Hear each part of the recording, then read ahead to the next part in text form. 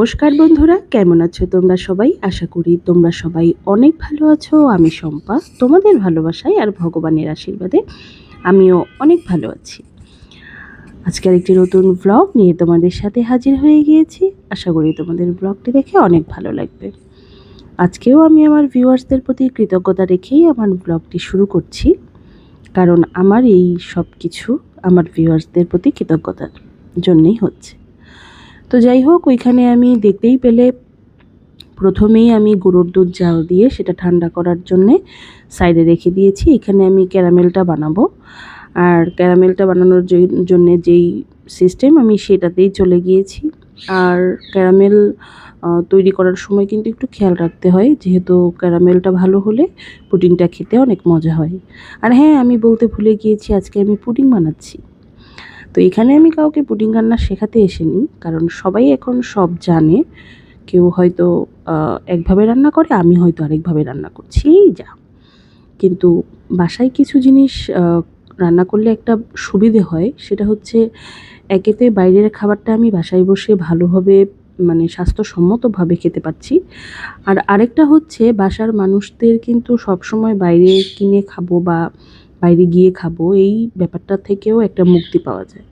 হ্যাঁ, একটু তো কষ্ট হয়ই, কিন্তু দেখা যায় অনেক টাকা দিয়ে অল্প খাওয়ার চাইতে বাসায় বসে স্বাস্থ্যসম্মত খাবার অল্প খাওয়াটাই আমি বেশি মনে করি ভালো।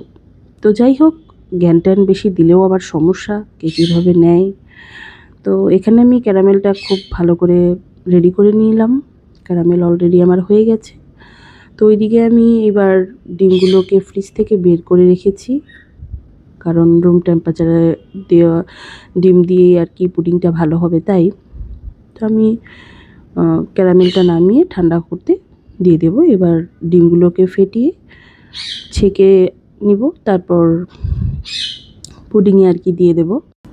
এখানে আমি একটু লেবুর রসও অ্যাড করেছি আর ভ্যানিলা ফ্লেভার দিয়েছি, ডিমের গন্ধটা যাতে না লাগে। তোমাদের যদি ভালো না লাগে করবে না, আমি করেছিলাম আর কি সেদিন, তো ভালোই হয়েছিল।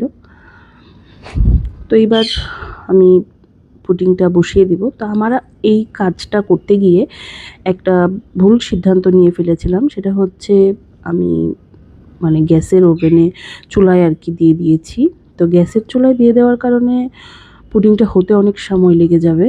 আর যখন আমি এটা বুঝতে পারলাম, তখন কিন্তু অলরেডি অনেকগুলো গ্যাস নষ্ট হয়ে যাচ্ছিল।